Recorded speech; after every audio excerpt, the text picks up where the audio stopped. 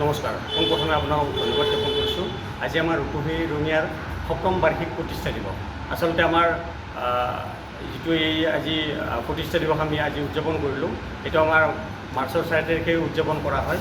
কিন্তু এইবেলি আমাৰ দৌল উৎসৱ থকা হেতুকে আমাৰ এই অনুষ্ঠানটো পিছুৱাই পেলাই আজি আমাৰ 8 মাৰ্চত আমি ৰঙিয়াৰ ITI প্ৰাইভেট প্ৰেক্ষাগৃহত আমি ইয়াতে অনুষ্ঠিত কৰিছোঁ।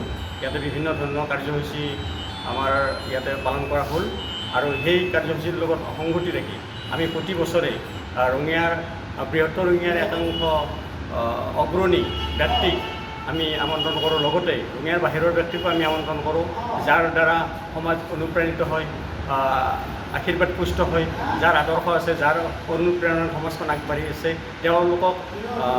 তেওঁলোকৰ মাজৰ পৰাই আমি কেইগৰাকীমান ব্যক্তিক বাছনি কৰি প্ৰতি বছৰে আমি ৰূপহী ৰঙিয়াৰ তৰফৰ পৰা সন্মানিত কৰি আহিছোঁ।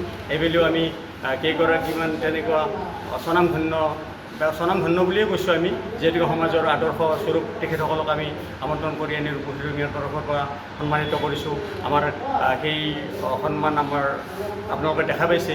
আমাৰ নাগাৰা নামৰ মহিৰূপ, আমাৰ কৈলাশ তালুকদাৰ পাঠক তেখেত আহিছে, আমাৰ অচ্যুত ডেকা বাবা আহিছে, অচ্যুত ডেকাদেৱ আমাৰ যিটো নাগাৰা নামৰ মহিৰূপ, আমাৰ শ্ৰীমন্ত শংকৰদেৱ সংঘৰ প্ৰচাৰক মণিৰাম ৰাজবৰ্জনা আহিছে আৰু এনেধৰণৰ আমাৰ বিভিন্ন আছে। আপোনাৰ সংবাদ জগতৰ আমি একাংশ ব্যক্তিক আমি আমন্ত্ৰণ কৰি আনি আমি সন্মানিত কৰিছোঁ। লগতে আমাৰ যুৱ উদ্যোগী হিচাপে আমাৰ ধ্ৰুৱজ্যোতি কলিতা দেৱক আমি সন্মান জনাইছোঁ, যুৱ উদ্যোগী আমাৰ হেমেন কলিতা দেৱক আমি সন্মান জনাইছোঁ আৰু ব্যক্তিগত বিভিন্ন ধৰণৰ আমাৰ কাম কাজত যিবিলাক জড়িত তেওঁলোকক আমি উৎসাহ অনুপ্ৰেৰণা আমি আমাৰ এই মঞ্চৰ জৰিয়তে আজি আমি তেওঁলোকক উৎসাহ যোগাইছোঁ।